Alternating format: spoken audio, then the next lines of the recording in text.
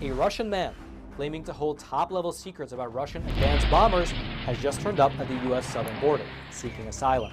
The man claims to have been an engineer at a production facility over in the city of Kazan, and he says that he possesses top-secret information about the White Swan Tu-160, which is the most advanced bomber in the Russian arsenal.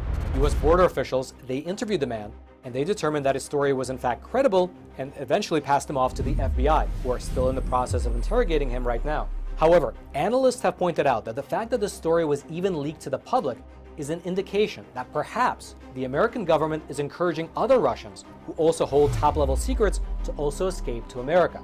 And if you thought that was interesting, well then you should click on that button below this video and check out Epic TV, one of the best no-censorship video platforms on the internet. On there you will find awesome programs like American Thought Leaders. We've now been, for 2 years, trying to obtain the unredacted emails. We're down to the last 50 pages. So that's where all the incriminating evidence is. Crossroads. One of the big things happening right now is what's taking place with Russia and China. Counterpunch. You will see information you've never seen anywhere else. Facts Matter. I'm your host, Roman from the Epic Times. Stay informed, and most importantly, stay free. As well as a plethora of great documentaries, wholesome movies that you can enjoy with your whole family. If I reach 1 heart, I accomplish something. Cooking programs, and my absolute favorite, programs about traditional art and traditional music, which can honestly uplift your mood and fill you with hope for the future.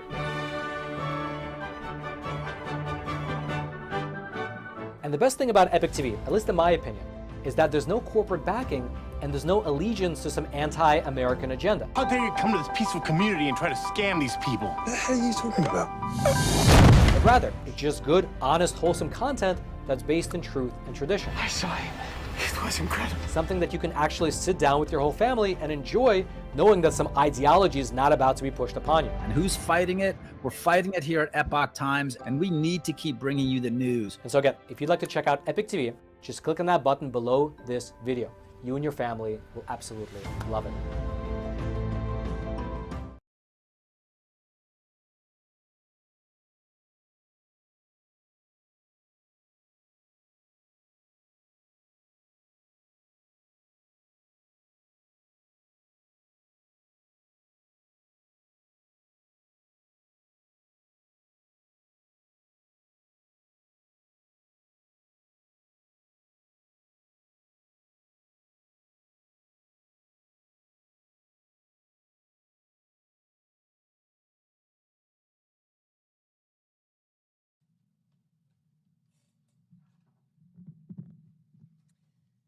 Good afternoon to all those who are joining us here in the Falk Auditorium at the Brookings Institution, and to all those who are joining us virtually from across the country and around the world. I'm Suzanne Maloney. I'm Vice President and Director of Foreign Policy here at the Brookings Institution. And on behalf of Foreign Policy and all of us at Brookings, I'm truly delighted to welcome all of you to this event on the United States Coast Guard and its mission, encapsulated by its service motto, Semper Paratus, or Always Ready, in an era of unprecedented complexity and rapid change in the global maritime environment. This event is part of a growing body of Brookings' work on the importance of maritime issues and naval power for U.S. national security and long-term economic health, including our speaker series, The Seas and Strategy. As an operational component within the Department of Homeland Security, and at all times a military service, the Coast Guard's military, regulatory, and law enforcement authorities make it a unique instrument of national power. Today, the men and women of the U.S. Coast Guard stand watch, safeguarding the nation's shores, the maritime transportation system on our inland rivers and Great Lakes, and ensuring national security from the high latitudes of the Indo-Pacific to the Arabian Gulf. Before we begin today's fascinating conversation, please allow me to offer brief introductions of our speaker and our moderator. Admiral Linda Fagan assumed the duties of the 27th Commandant of the United States Coast Guard in June 2022. She oversees 42,000 active duty, 7,000 reserves, and 8,700 civilian personnel, as well as 21,000 auxiliary volunteers operating around the world. She is the first female Coast Guard Commandant and the first female service chief of a U.S. military service. Admiral Fagan previously served as the 32nd Vice Commandant of the Coast Guard, Commander Pacific Area and Maritime Defense Zone West, Commander of the 1st Coast Guard District, and Deputy Director of Operations for Headquarters U.S. Northern Command. Admiral Fagan has served on all 7 continents and holds the distinction of being the Coast Guard Ancient Trident, which is the service's longest-serving Marine Safety Officer. The moderator for today's discussion is my wonderful colleague, Melanie Sisson, who is a fellow in Brookings Strobe Talbot Center for Security Strategy and Technology. Melanie specializes in research on the use of armed forces in international politics, U.S. national security, and military applications of emerging technologies, including artificial intelligence and machine learning. Melanie has served in both academia and in the private sector, and in 2020, she published a book along with Barry Bleckman and James Sebens entitled Military Coercion in U.S. Foreign Policy, The Use of Force Short of War. Finally, before we begin, I'd like to note that we're currently live, streaming, and on the record. Please feel free to send us your questions to events@brookings.edu or using the hashtag US Coast Guard on Twitter or other social media. For those of you who are joining us here today in the Falk Auditorium, there will be a question and answer period following the initial discussion with Admiral Fagan. Thanks very much, and I'll now hand it over to you, Melanie, and Admiral Fagan. Thank you. Well, thank you, Suzanne, very much, and welcome to those of you joining us here in Falk today and everybody online as well, and especially to you, Admiral. We're delighted to have you here at Brookings for the conversation. I can say that we've all been looking forward to it greatly. There's a lot of enthusiasm. So thank you. I thought that, certainly in the course of today, we're going to talk about the Coast Guard that we have now, and then also about the Coast Guard that we'll have in the future. To get us started and grounded in the today, the Coast Guard is a unique organization, and in part it's unique because of how it sits and is situated within the interagency. Mm-hmm. So I thought if you could just refresh us a bit on what that is for the Coast Guard. Where is the Coast Guard situated in the interagency? Okay, so the short answer to the question is we are one of the operating components within the Department of Homeland Security. That does not adequately, though, characterize the organization that we are today. We will celebrate our 233rd birthday this August. We trace our roots back to the Revenue Cutter Service, which was founded in 1790 by Alexander Hamilton, that a few cutters might prove to be useful sentinels of the law. And so from our very roots and beginning, you see the blending of law enforcement, military, maritime, regulatory agency, and there are sort of 11 different organizations that come forward to form what is now the modern-day Coast Guard. In the aftermath of 9/11, as the Department of Homeland Security was stood up, the Coast Guard was moved from the Department of Transportation, where we had been for some time, into the Department of Homeland Security. I frequently get asked, so is that the right department for the Coast Guard? And it is a resounding yes. Our role as a sort of military, a maritime constabulary force, our work as a law enforcement agency are really ready-made for some of the problems that we face as a nation when you consider the portfolio that is Homeland Security. And so we are the only then military branch in the United States that does not reside within the Department of Defense, as I said, Department of Homeland Security. And the return on investment that we are able to create for the American public by residing in DHS is pretty remarkable. And what was that transition like from transportation over to DHS? How much did it affect your experience in the service or what the service was doing, and how was that really felt at the time? Yeah, so we came over sort of intact, if you will. With the organization that we were within DOT moved over and was then becomes resident within the Department of Homeland Security. Some of the other operating components in the department did not have that experience. What we now see is Customs and Border Patrol and ICE and HSI.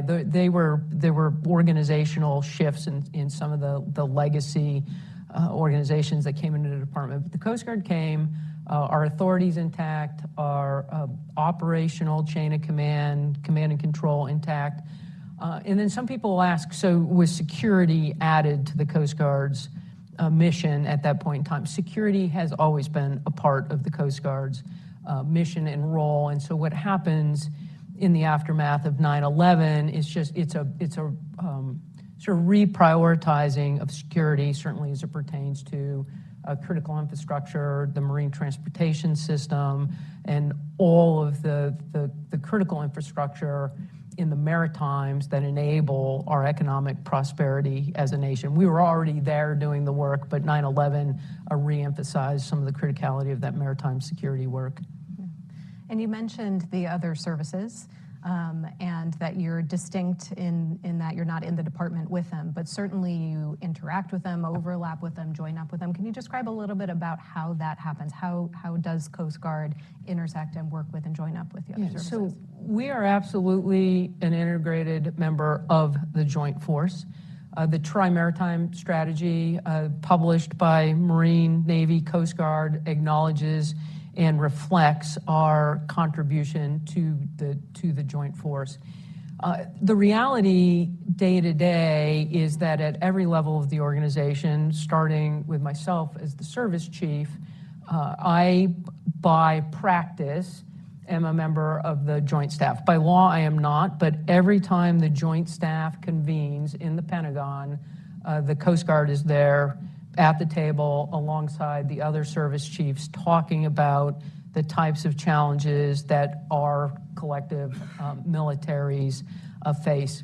Then at every level, as you go down through the organization, the 3-star area commanders, our district commanders, at the sector level, the captain of the port, each and every one of those levels of the organization has connective tissue with our other military, the other military forces. Primarily, it's Navy, Marines, but it can just as easily be working alongside the National Guard in a post, hurricane emergency response, or whoever may be responding there. But we, I can talk in acronyms if I need to. I will. I'll try not to. But we are a fully integrated member of the Joint Force. You just mentioned in that conversation a number of the activities that the Coast Guard undertakes, and I have to confess I looked at the list of missions and to get a sense of the actual roles and responsibilities of the Coast Guard, and the list is quite long. And so just to get a little bit of a higher level view broadly, what are the roles and responsibilities and authorities of the Coast Guard, especially the ones that are again, unique to the service? Yeah, we have this tendency to talk about our 11 statutory missions, and most people at that point, they look a little confused, their eyes glaze over. The best way to characterize the breadth of authority of the organization, and I said it earlier, we're a maritime constabulary force.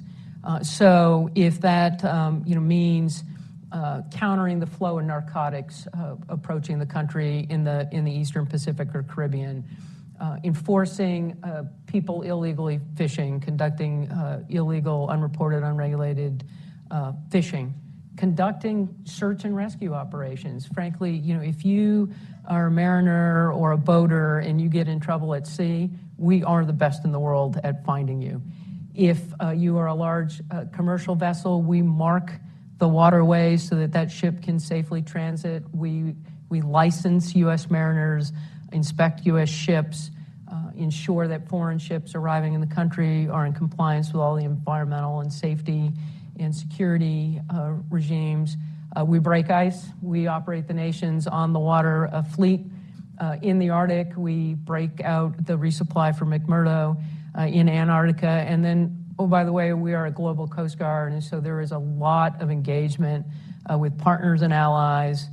We come to you as you are and help other nations build their capacities to enforce their own sovereignty, and whether it's against illegal fishing or migration or narcotics, or as simple as helping a nation's Coast Guard learn how to repair their own small boat engines. And so we talk about being multi-mission. I think that is one of the really sort of unique things about the Coast Guard, is that a Coast Guard ship with 75 to 120 people on it can be deployed to prevent the loss of life in the maritime migration realm, and 2 days later could be redirected to counter an illegal fishing fleet or save a life of somebody who's fallen off of a cruise ship. It's the same crew, but they're trained and capable of moving throughout that suite of missions.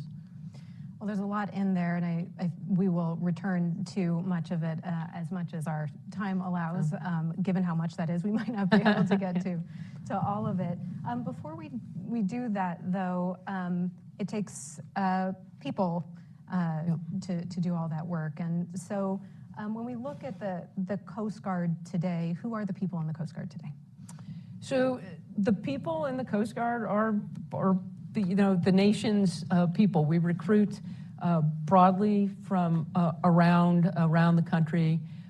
You do see sort of pockets reflected. Some of this goes back to our legacy organizations. So certainly the Life-Saving Service and Lighthouse Establishment that have strong foundations in New England and across the Mid-Atlantic, and so you see large percentages of our workforce from there. They've had parents serve. I have a daughter who's serving, right? So for many of us, it can be a family affair. But truly, our workforce is coming from across the spectrum of citizens. They are drawn to the service for the mission, the role that we play in ensuring our homeland security and national security. What we offer to young people who join is meaningful work, and a sense of belonging, and an ability to sort of contribute to something larger than self. And that sense of community and belonging is really then what holds people in the service. We are working on a marketing campaign. There are many states where people don't really understand what the United States Coast Guard is, and frankly, what the contribution is that we make to ensuring, again, our economic prosperity. So $5.4 trillion in goods move through the inland waterways and into the ports. We are a maritime nation, and the Coast Guard is integral in that work. And so our workforce gets excited about the types of things that we get to do. And so right now it's just about helping people know who we are, and then enlightening the value proposition that we are as an employer. We are hiring. If anybody is out there looking for work, I have business cards in the back. Well, Coast Guard is 45% women, I believe, which is well higher in proportion as compared to the other services. Why do you think that is? So the 45% number for women is cadets at the Coast Guard Academy. So a number of years ago, my experience in the early 80s as a cadet at the Coast Guard Academy, there were fewer than 10% women. And I did not look up into the organization and see women serving beyond the rank of lieutenant or junior lieutenant commander, because several women had come in through OCS that starts in the mid-70s, but had not had the opportunity to come through the academy. So 45% women. We will graduate a class of brand new ensigns next Wednesday, and they are about 45% women. Super excited about the opportunities and to head out there. Across the rest of the workforce, we have gained ground on both women and minority males, but have work to do to continue to ensure that we reflect the society that we serve. And I've been asked about, are these about different standards? Is it about quotas? And I always answer this question. I'm hiring talent. I want the best people possible. It is also proven that diverse work teams, in all of the definition of that word diversity, outperform non-diverse work teams. So this is about readiness. It's about resiliency. It's about bringing the absolute best talent that we can into the workforce, and then ensuring that we don't have barriers to entry or barriers to retention once we bring people in. Your commandant's intent makes clear that one of your main areas of focus is with the workforce. Yeah. Why did you think coming in that was necessary, and to the extent that you wanted to focus that much of your time and attention on it? Yeah. So by the time I assumed command last June, we had about a 2,000 person gap or shortfall in our junior enlisted ranks.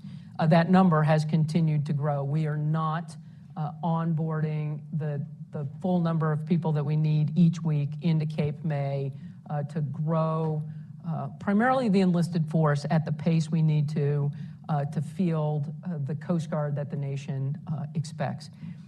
The reason I have focused so clearly on it is, we can talk about largest acquisitions since World War II. We've got all kinds of exciting things going on with new cutters and aircraft. But if you don't have the people, they're just interesting pieces of steel. The other imperative around this is that the system, the human capital system that we've operated, very similar to the other militaries, and I know we've got a number of military members in the audience, it really hasn't changed much since the end of World War II. And, back in the 40s and 50s, you had a very different sort of workforce, primarily males, women were home taking care. That is not society or the workforce that we are drawing in now. And so unpacking assumptions around how often you have to move, how you enter the organization right now, the organization is optimized for an 18-year-old right out of high school with no experience to start at the bottom and then get grown up through the ranks. Last interaction I had in Cape May, which is our single session point for our enlisted force, and you ask folks, well, how many of you have bachelor's degrees, master's degrees? Often, but not every class, PhDs, credentials as paramedics, certified cooks from the Culinary Institute of America. And so acknowledging the life and work experience and credentials that the workforce is bringing to us is a big part of what we've got going on as well, so that you don't have to start at the bottom if you, in fact, have gained experience that's useful to the organization. And how is outreach to those different communities happening? What are you using media? You talked about, you have your business cards. Are you sending other people out with business cards and the like? We've been, one of the things we've had some, great congressional support in allowing us to sort of buy back, hire recruiters. So we are adding to our recruiting capacity. We are opening recruiting offices. You need that capacity to actually sort of, work through the administrative process of actually onboarding somebody into the organization. Working with a marketing firm for, how do we go to the young people who might be interested? How do we find them? And it's no longer a, big advertisement on the evening news. The young people I'm looking to hire are not watching the evening news. So, for example, Twitch. I didn't know what Twitch was a month ago. It's an online gaming site. So we're in the Twitch, with advertising, looking to find people that might be interested. So again, going to where the workforce is in very different and targeted ways from what we've done in the past. For cooks, as a maritime service, you go to sea on your stomachs. You've got to have cooks for your ships. So going into culinary schools, doing events that showcase what the opportunity is as a food services specialist and cook in the Coast Guard, and we're having some great successes there. So it is, there is no one smoking gun. This is all hands evolution with regard to helping the talent that is out there find us as an organization, and then illuminating what the opportunity is that we provide. That, service is honorable. There's a broader conversation that we could probably be having as a nation around whether it's government service or military service writ large with regard to young people and their, sort of commitment to our democracy, which means, some serving, however that, whatever that means for you.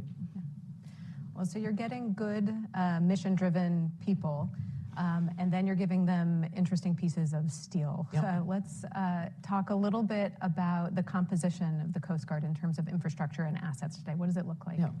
So as I talked about some of our legacy organizations, so the Revenue Cutter Service is the reason why we have large ocean-going ships. The Life-Saving Service is the foundations for the small boats that we operate.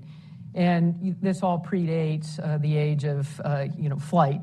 And though in time we've added both helicopters and fixed wing and unmanned systems and package them along with the large ships, the smaller boats, and allow us to operate across a breadth of maritime risk, maritime challenges. So the medium endurance cutters, so they're 210 and 270 feet long that we have now. So I'm going to date myself a little bit. There's a couple people here in the audience that'll like the 270s were new when I graduated from the Coast Guard Academy. And so the offshore patrol cutter will be the replacement. Argus will go in the water a little bit later this summer, and we'll begin to field a new fleet of medium endurance cutters to help with maritime migration, counter narcotics flow, IUU fishing, and really creating a presence and sovereignty in our own littorals and maritime approaches. The Waterway Commerce Cutter, we are on contract and moving forward with the Waterway Commerce Cutter. These will be the cutters that support the aids to navigation, safe navigation in our vast inland river system. The amount of cargo and commodities that flow in the nation's internal waterways are as critical as our seagoing ports to the nation's economic prosperity. The cutters that they are replacing in some cases are pushing 70 years old. They're long in the tooth and in need of replacement. And then lastly, I'll touch on Polar Security Cutter. A lot of attention around the only heavy icebreaker that we have as a nation, the Coast Guard Cutter Polar Star. So again, I will date myself a bit. I was a young ensign on the Polar Star in the mid-'80s, fresh out of the academy. And the ship was having a sort of midlife type engineering challenges then. She just completed her 26th deep freeze and is in the yard to be worked intersessionally, and then we'll sail for Antarctica again in the fall. We are on budget through long lead time material for a third Polar Security Cutter.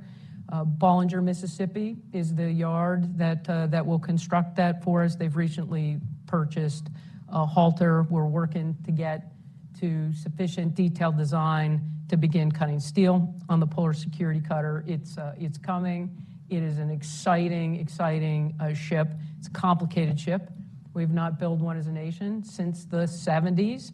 And so, making sure that we've got sufficiency in maturity and design before we start actually putting that ship together is where we are.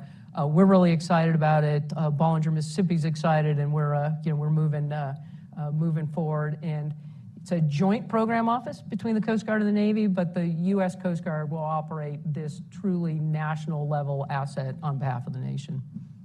And what about the quality of the digital infrastructure that the Coast Guard has and works with today? Yeah, so we have been on a digital journey as an organization. My last tour at headquarters as a two-star, so this is 6-7 years ago, we were doing, I'm going to call it the governance work. The work to put in place from an acquisition and a capability and a maintenance standpoint, the processes that we needed to have in place to acknowledge that IT is a capability and we need to acquire it and maintain it and field it as if it was a helicopter or a ship. That work has been done, and we're seeing some good returns on investment with regard to IT systems, IT refresh. There is still work to do. Any of us that get frustrated with your phone or your computer, it's this constant movement forward, but we've laid the governance work for that. Shortly after I took over, we stood up an Office of Data and Analytics, and so this is now the area that we're focusing on. See, the IT and the backbone investments are being made, and we're moving forward in a good way there. We have not valued our data. It sits in databases that don't talk to each other. In many cases, it's in narrative form. It's not easy to retrieve or analyze or seek patterns. And, AI, machine learning, that is all here and now. It is not cutting edge technology, but if your data is not in a governance structure and in a warehouse structure, we are able to lay that over it. It is not providing value to you, and so we're leaned into that work as well. I would like us to get to a point where we do a lot of counter-narcotics work in the Eastern Pacific. We've been doing this work for 20 plus, 30 plus years. We've got data on where every one of those interdictions has taken place. Yet the ability to analyze 20 or 30 years worth of data and then begin to predict where you might find the next encounter based on time of day, location, we're not yet able to do that because we've got to do this, what I call the unfun governance work around data right now. Speaking of things that are also here and now, climate change, or at least the effects of climate change, do require some immediacy of response, not just in terms of many of the missions that I know the Coast Guard is called upon to respond to, but also in terms of your own assets and infrastructure on shore and at sea, I presume. How are you dealing with those immediacies in terms of the effects that climate change is having? Yeah, so we published a climate framework, it's been within the last couple months, to provide some focus, intent, clarity within the organization with regard to the need to consider impacts of climate change, sea level rise, and otherwise, with regard to our infrastructure. We are a maritime organization. Every one of our operations starts and ends at a piece of shoreside infrastructure, and the majority of that infrastructure is right at the sea's edge, leaving it vulnerable to the type of change that we're already starting to see. And so, building, as we rebuild post-hurricanes, ensuring that those infrastructure reinvestments are done in a way that's more resilient and acknowledging the potential for increased sea level. And it really just it's as we invest in new infrastructure, also considering what the impacts for climate can be to the infrastructure. It's here and now, and as we continue to invest in that infrastructure, ensuring we're doing it in a way that increases resiliency and readiness and doesn't decrease it. So it's very clear that the Coast Guard operates globally. Even in just the course of the discussion thus far, you've mentioned, I think, almost every region in the world, if not, in fact, every single one. What is the rough distribution of the Coast Guard globally? Are we more Coast Guard in some places and less in others? What does that look like? Yeah, so the majority of your Coast Guard, the nation's Coast Guard, is either based CONUS, Hawaii, Alaska, Guam, and then we forward deploy from there. We have a small unit of people in Japan, but no ships or aircraft. A small unit of people in Europe, again, no ships or aircraft. But as I travel around the world, and you could pick a COCOM, I won't run through all the geographic combatant commanders. They can't get enough of us. They want more of us. And so, for example, we had a East Coast-based cutter out of Portsmouth, Virginia, operating off the coast of Africa, supporting the AFRICOM commander and partnering with nations on, one, just interoperating, countering illegal fishing. And so the template is, from those bases, again, Guam, Honolulu, Alaska, a number of places in Alaska, CONUS, Puerto Rico, Virgin Islands, and then we forward deploy. When I walked through the major assets that we're operating, I did not mention the fast response cutters, and they are being fielded to replace small patrol boats. They're 154 feet long. They're very, very capable. And so we have several of them based in Guam. One went to the Kwajalein Atoll. It's like 2,100 sea miles. This is not a very big ship to do that, but so different ways to create presence and force project as we look at that global demand signal on the Coast Guard. There is, of course, a lot of interest in the Indo-Pacific right now, and I believe the Coast Guard was referenced in the National Indo-Pacific Strategy, the only federal agency to be referenced in that document, and not once but twice. What is your understanding of how the White House is thinking about, or the administration, the department, the entire interagency is thinking about the role of and the value of Coast Guard operations in that region? Yeah.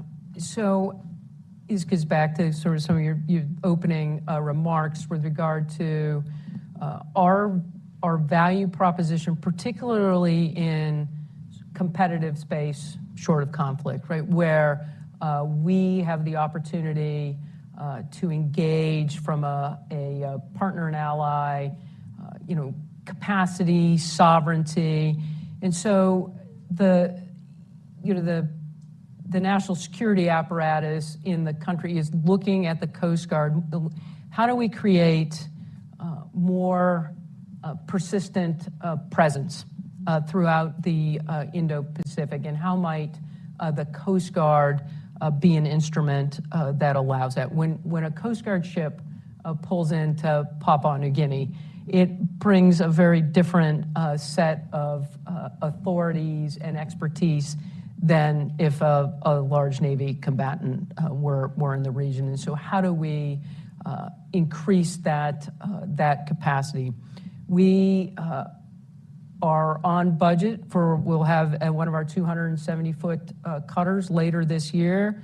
We'll have its home port changed to Honolulu. We're calling it a Pacific support tender, but a ship forward deployed into Hawaii who can create more opportunity and persistence as we engage throughout the Indo-Pacific and Oceania. And I'm talking about this in the ship context, but it is important to remember we also field mobile training teams, so small teams, 2 to 4 people who bring law enforcement expertise and experience, whatever the nation may need. And we are particularly good about coming to you as you are with regard to what is a nation looking for. We've also done quite a bit in the region and continue to look to expand the conversation, not just in the Indo-Pacific, but truly, throughout the world. And this is with regard to, bilaterals around ship riders, fisheries enforcements, counter-narcotics. So, for example, we've got a bilateral agreement with Fiji with regard to fisheries enforcements. And so if you have a Coast Guard ship in the region, you bring a Fijian on board who has all of the authority resident in enforcing Fijian ship rules. We provide the platform, they bring the expertise. And so we've got a number of those bilateral agreements, not just in the Indo-Pacific, but around the world. I met with a group of African partners just a couple of months ago, and when I was done, the first question I got was, so he raised his hand, he says, how do I get one of those bilaterals, and who do I need to talk to? Well, so the U.S. government is hungry for the Coast Guard. Partners and allies are hungry for the Coast Guard. Is there enough Coast Guard to go around? Is the service, adequately funded and sufficiently sized?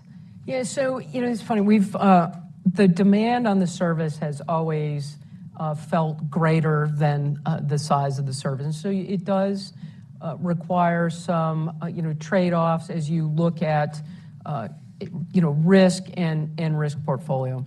We're about a $12.5-ish billion a year organization now. The support that we're receiving congressionally, bipartisan support, has never been better. The understanding of the Coast Guard's contribution as a unique instrument of national power has never been better understood across all elements of the interagency. I spoke at the State of Coast Guard, and I said this morning at the congressional breakfast. With the investment decisions that have been made, particularly with regard to major acquisitions, we are on our way to a $20 billion a year Coast Guard now by 2033. And steady, reliable 3 to 5% budget growth is necessary to continue to bring workforce and people and other investments, infrastructure forward, so that we've got the right sort of support elements in place to ensure that as that demand signal in the Indo-Pacific or in the Africa for ships, as that demand signal is created, that we're able to bring ships back, to maintain them, adequately train people, and make sure that then we're able to create that more enduring presence that the nation is looking for. So thanks for the really good look at the Coast Guard today. Let's also talk about where the Coast Guard is going and what you see for it in the tomorrow, because your Commandant's intent also is very clear about that future focus. I think the motto that you've attached is "Tomorrow looks different, and so will we." What do you see in the national and international environments that have convinced you that an always-ready Coast Guard tomorrow needs to be equipped differently and to operate differently than it does today? Yeah. So the threats and the challenges globally continue to increase and continue at an increasing pace, and so. We know what the challenges look like in the Indo-Pacific right now. We look at the Russian invasion of Ukraine. You see challenges and increased usage, human usage in the Arctic, and all of that in this sort of maritime governance, maritime sovereignty realm. And so as I think about where do we need to be as a Coast Guard, in 10 or 15 years' time, it requires us to be nimble and agile. And so as we take, for example, Scan Eagle, which is the unmanned system that we're fielding on all of the national security cutters, and what is the next technology? What is that next key enabler that we will need to deploy with that ship? The national security cutters will be with us 50 plus years. In 20 years' time, what is that next technology? I don't know, but we need to have enough flexibility to incorporate what that next thing is. And it also means, and this does come back to workforce, that you've got a workforce that is trained and capable of continuing to learn and making those shifts. So, for example, we've just stood up a cyber rating. We have not established a new rating as an organization on the enlisted side for it's been quite some time. But that is also an acknowledgement of this changing risk and world that we will need to be operating in. And then, the question I ask myself frequently as we talk about readiness and resiliency and all of the things that go into creating that, the question then becomes, ready for what in 10 years' time? And that making sure that we've got the right foundation, the right capabilities, and then the right intellectual capital to allow us to make those pivots as we need to. Can you give a couple of examples as you think about the service that you've just described and why? Some specific examples of what you're changing in terms of workforce management that you think are moving the path in that direction. Yeah, so some of the workforce work has been pretty exciting. So, we're a big bureaucracy. We're 233 years old, so you gotta make sure that you don't take too big a step and leave everyone behind. But so, for example, we're talking about lateral entry. You're an aircraft mechanic, you're fully certified in the civilian community, and you have a calling to serve, and you'd like to come serve with us, that we would bring you in on a contract as an E5 or E6 for 4 years. Maybe you stay, maybe you go back. On the cyber side, I would like to see us get to, I'm going to call it, frankly, a revolving door. You can come to us on the active duty side. You got to shave your no ponytails yet. You got to take the ponytail off, but work for us for a couple years and then go back to your civilian employer, grow the pony, but continue to cross-pollinate, particularly in some of those really highly technical fields. The government gives you access to exquisite national technical means. The industry's got the speed of innovation and money and ability to continue to innovate. Brought together, they can be a powerful tool. And so, across the force, creating those opportunities. The other thing we've talked about We are not there yet, but right now you're either on active duty, or you're a civilian, or you're a reservist. Might there be room for some other category of, I'm going to use the term part-time, but that you've got some level of benefit, but you're working 3 days a week instead of the 24/7, 365 contract that comes now. So the mantra that I have given to the workforce team is eliminate barriers. And as you just think back to, I didn't share at the open. I started the Coast Guard Academy in 1981. 1980 is the first year that women graduate the academy. In 1976, gender was a barrier to attending the service academies. Right? We're now at a point societally gender is not a barrier to service, but what else is there that we have not questioned from an assumption standpoint as we work to build and field the workforce of the future? Well, at Brookings, we are big fans of big, creative, and sometimes unexpected ideas, and it sounds like you have a couple of those in there. We are getting close to a time where I'm starting to seem greedy for hogging all the questions for myself. Okay. So I'm going to bring in one or two questions from the online audience, and then welcome some from the group assembled here today. First, there were some inquiries about IUUF and about observations you might have about changes in its frequency or location or any of the techniques being used over time. It's showing up more in newspapers and media reports. Do you think that's because we're more sensitive to it, or because there have been those kinds of changes over time? Yeah. So IUUF, illegal, unregulated, unreported fishing. My predecessor published an IUU fishing strategy. This is a global problem. There is not a region of the world immune from IUU fishing, including ourselves in the Gulf of Mexico and incursions with Mexican fishermen fishing for red snapper. It was interesting when the strategy was published. It was done alongside the Southcom commander. I have heard my DoD counterparts utter the words IUUF more in the last year. I don't think they even knew what it was just a couple of years ago, but all of a sudden, fish are in. The reason, though, why it is so critical, and as you look at some of the largest offenders, China being one, and you've seen a lot of coverage with regard to the Chinese fishing fleet activity. At its most elemental, it's theft. It's theft of a nation's natural resources. And left unchecked, it erodes sort of the rules-based order and the governance structures that all sovereign nations rely on. And so I think there's been a broader understanding that it isn't a really, it is about the fish, but it's more about the illegal pattern of behavior that's done in contradiction to the agreed rules-based order. Having said that, it is a challenging problem set. This truly will take a village. It will take multilateral, bilateral, regional will to counter some of the problem. I spoke about the bilateral agreements that we've got in place. There are regional fisheries management organizations. They're some of the strongest and the most aligned around the Pacific.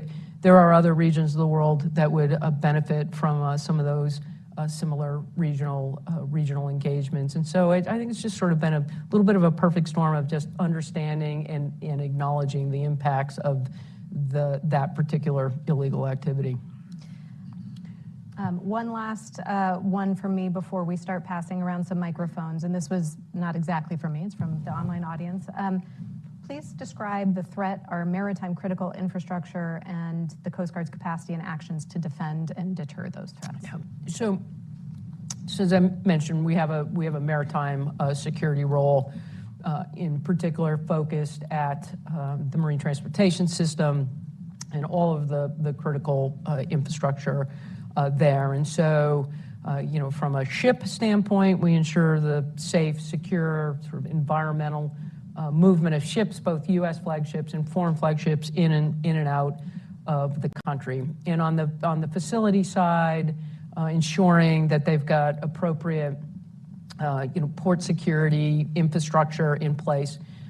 We do have a role, I think probably more interesting to the audience is our role in the cyber realm. And I mentioned standing up the cyber rating specialist. We are going to field our third cyber protection team this summer. It'll be based on the West Coast.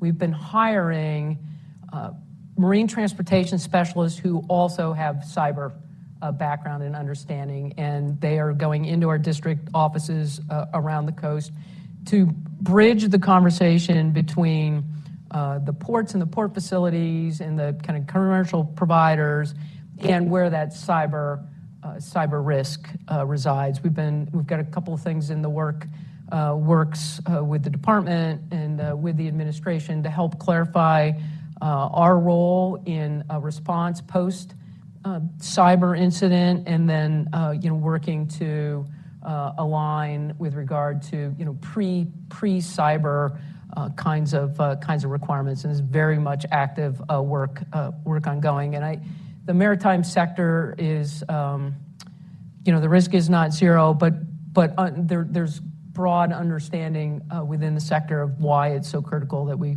get after this work. Okay. Well, I would like to invite questions now from the audience here in the auditorium. Please, when you ask a question, introduce yourself and where you are from, and also confine yourself to asking an actual question and doing it briefly and concisely. I will watch the clock. You have 45 seconds, which is actually quite generous. And after that, I will rudely interrupt and hand it over so that we can hear the Admiral's response. Okay, so hands up, please, for some questions. We've got a gentleman here in a jacket with sunglasses in the pocket. Yeah. Thanks. I'm Isaac Carden from the Carnegie Endowment, and thank you, Admiral, for taking the time to help us understand the U.S. Coast Guard's mission in the Indo-Pacific. And I come at this having spent a lot of time trying to understand the China Coast Guard and China's maritime interests in general in that region. I'm curious if you could expand a little bit more on what you think of as the Coast Guard's potential role in and around areas, and I'm particularly interested in the resource claims of littoral states there and their difficulties in preventing, among other things, IUU fishing, but also in contending with China Coast Guard, preventing them from doing their own fishing and other resource exploitation. Thanks. Yeah, so we've deployed a number of the national security cutters, over into the region. It is done under the operational control and tactical control of PAC Fleet and Indo-Pacific. So the Coast Guard is not over there sort of doing our own thing separate from what the broader, U.S. Military operations are in the region. Our role really is, and just as you've identified, right, helping nations create their own capacity to enforce their own sovereignty, and in some cases it's presence with a Coast Guard ship and one of their ship riders. In other, it's a mobile training team who's helping to teach fisheries enforcement or helping to place aids to navigation so that their own ships can come and go. It really runs the suite of things that are kind of in the realm of maritime governance with a focus on creating and expanding a nation's capacity to enforce some of their own rules and sovereignty. As we operate as a Coast Guard, we operate as a Coast Guard. We do not, the combatants, the Navy's got a role and a mission there, and that's what the Navy ships need to be used for. And the Coast Guard role is much more in this creating capacity as we look at the conflicts throughout the region. Another question? Right here in the front row, please. What's with pineapples on the tie, maybe? Thank you, Admiral. More pointed follow-up, shall I say, to that last question. I read recently a proposal from, to be clear, not from the current national security community of this government, nor from my think tank, CSIS, that suggested the establishment of a permanent installation in the South China Sea, a joint installation of the U.S. Coast Guard and the Philippine Coast Guard. where we would have ships of our country, our Coast Guard and their Coast Guard, actually have an installation on one of the atolls in the South China Sea. It intrigued me as to the value of doing something like that, notwithstanding it wouldn't be the United States Navy. Yeah, so there's a lot of thinking and approaches out there with regard to the interest is in more persistent presence. My view, sort of caution, is this comes back to the people. We need to make sure that the ships, wherever we home port them, are in position to be maintained, and that the families want to be there as well. And so, as I think about opportunity in the region, this becomes about forward locations for logistics and resupply as a conversation opposed to where you build a base for Coast Guard cutter and pick another nation. That may come, but really the approach right now as we think about the region is how Hawaii, Guam become very attractive areas because you're not all the way into the region, but you're closer than when you're on the west coast of the United States, and we have a relatively easy time getting families there. And then these are technically sophisticated ships, the new ships, and you got to maintain them and dry dock them and support them, and then forward deploy them. We have time for one last question. Let's see. We'll take the gentleman in the jacket with this time not sunglasses, just the regular kind, tucked in there. Brookings. Bruce Jones from Brookings. Thank you so much for being here. To your last question, other services are encountering significant difficulties in terms of pace of shipbuilding, pace of maintenance. To what extent has that been a challenge, or do you anticipate it being a challenge in the future Coast Guard? Yeah, so I shared with you where we were with Polar Security Cutter. It just it reflects just complexity and challenge in shipbuilding. The defense industrial base, as it pertains to both shipbuilding and ship maintenance, and I think if CNO were sitting here, he would say something very similar, is probably not as resilient as we will need it to be as a nation. I compete for that same shipbuilding capacity and repair capacity as the Navy does. And so we do, as the two primary seagoing services, spend quite a bit of time, our senior acquisition officials spend a lot of time sort of talking about exactly this, the defense industrial base. And they too, if one of the major builders were up here, they would tell you workforce as well. This is really it's a challenge for the nation, for all of the employers, is ensuring we've got workforce. And so, as we continue to build, I'm comfortable where we are with the acquisitions and the contracts moving forward, but we will need to maintain all of those ships. And as you look at dry dock and repair capacity around the country, it will continue to be a challenge for not just us, but the Navy as well. Well, that was done with such efficiency, we actually have time for one more question. So let's do one more. He's in the back row there. He's raised. There you are. My name is Roger Cochetti. I'm an author and an editorial contributor on technology policy to the Hill newspaper. You've touched on this briefly, but I wonder if you could comment a little bit more on the prospect for automation, robot staff, robot crew, artificial intelligence. The gains that have been made in artificial intelligence suggest that there may be a point in the future where you could drastically reduce your staffing requirements by substituting robots or robotic vessels for them. So I wonder if you could talk about that whole field and its impact on one of the main points you've made, and that is staffing requirements. Right, people. Yeah, any and all of that is needs to be part of the conversation as we look into the future. Having said that, as a search and rescue organization, as a law enforcement agency, we will always need human beings, reaching over the gunwale of the small boat to save somebody, the swimmer that comes out of the helicopter, the over-the-horizon pursuit boat that actually does the interdiction of the go fast. We will always need people at the pointy end. But there are a lot of enablers and there's a lot of technology out there that makes your efficacy and ability to put that person, that piece of steel on target that much more effective. And so, as I said, we've got some unmanned systems that were operated. We've recently sail drone. Many of you are familiar with sail drone as a way to increase maritime domain awareness in some of the approaches. And so all of that needs to be considered as we think about how do we ensure that, again, our most precious resource, the human being, when you put them on a ship or an aircraft or a boat, that they go out on target with reliable sort of success and come back as a way of ensuring you're getting the best return on investment and efficiency out of the capabilities that you're operating. Thank you.